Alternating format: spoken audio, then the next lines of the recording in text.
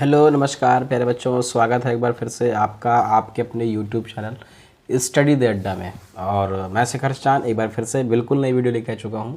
और जैसा कि आपको आज पता होगा कि आज है 12 मार्च और 12 मार्च को था आज इंटर का बोर्ड पेपर। और इंटर का बोर्ड पेपर मैं अब क्या ही कहूँ, बच्चों ने इतना अच्छा पेपर किया है और इतना अच्छा रिस्पॉन्स आया है कि शायद मैं अगर कुछ बोलूँ तो उनके लिए कम है। तो इस वजह से ज़्यादा बातचीत नहीं करूँगा और तुरंत अपने इस वीडियो को शुरू करते हैं। और मैं आपको ज़रा पेपर मैच कराना चाहता हूँ कि हमने कितना पढ़ाया और कितना आया हुआ है पेपर में। और उससे होगा क्या, जब आप उस चीज़ को देखेंगे तब आपको भी लगेगा कि वाकई में कि जो भी हम लोग पढ़ाते हैं वो इस लेवल का पढ़ाते हैं ताकि बच्चे बहुत अच्छा रिस्पॉन्स करें। तो इस वजह से हमने सोचा कि आज चलिए पेपर का विश्लेषण करते हैं।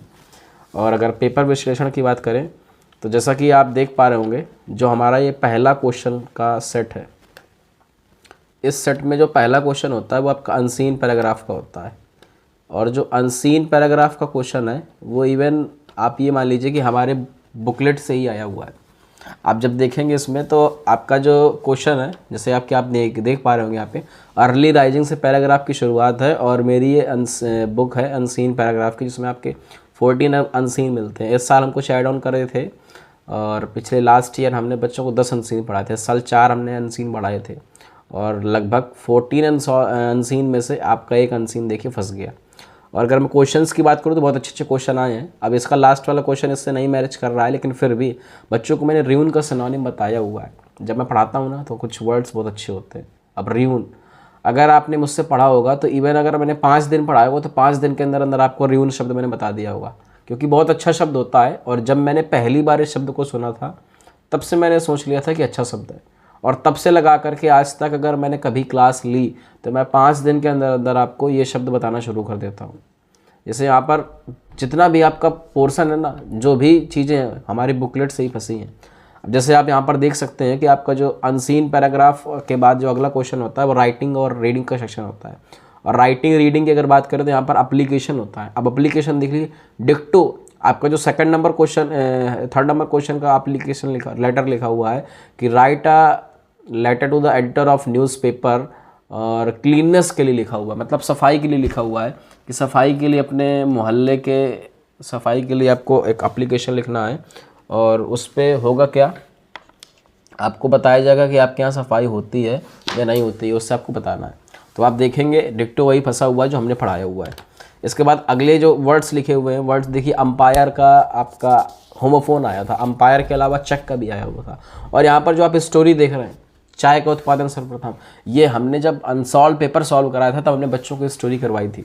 और आप यकीन मानिए बच्चों ने बहुत अच्छे फीडबैक मुझे दिए हैं और लगभग हर एक बच्चे का बहुत अच्छा पेपर हुआ है। अब बस इंतज़ार है तो हमें सिर्फ और सिर्फ रिज़ल्ट का। जैसे आप देख सकते हैं यहाँ पर एक बून ऑफ कंटेंशन करके एक ईडियम्स आया था। अब बून ऑफ कंटेंशन मैंने बच्चों को 2 वर्ड्स पढ़ाए थे, बून ऑफ कंटेंशन और Apple of Discord. Apple of Discord और बून ऑफ कंटेंशन, इन दोनों का मतलब होता है झगड़े की जड़, यानी रीज़न ऑफ क्वेरल। अब कुछ बच्चे बहुत अच्छा करके आए हुए हैं।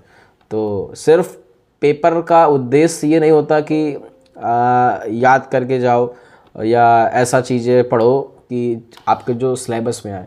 पेपर का उद्देश्य ये होना चाहिए कि चीज़ें आप सीखो और सीखने के बाद वो चीज़ें ज़्यादा अच्छे से सीखो जो आपको भविष्य में काम देंगी। जैसे अब मैंने बच्चों को वोकैब्स पढ़ाया था, इतना ज़्यादा वोकैब्स पढ़ाया था कि अगर वो अभी भी मेरे वोकैब्स को लगातार पढ़ते रहेंगे ना तो कोई छोटा मोटा कॉम्पिटिटिव एग्ज़ाम होगा तो उसको आराम से क्रैक कर सकते हैं। इस वजह से चीज़ों को बहुत अच्छे से समझिए, बहुत ध्यान से समझिए। और कहीं ना कहीं रिस्पॉन्स टीचर का तभी अच्छा लगता है जब बच्चे मेहनत करेंगे। और टीचर तो हमेशा मेहनत करते रहते हैं, लेकिन मेन बच्चों के ऊपर होता है। अब मेरे बच्चों ने अच्छा प्रयास किया है और मैंने बच्चों के साथ अच्छा प्रयास किया है, इस वजह से शायद हमारा रिज़ल्ट अच्छा आएगा।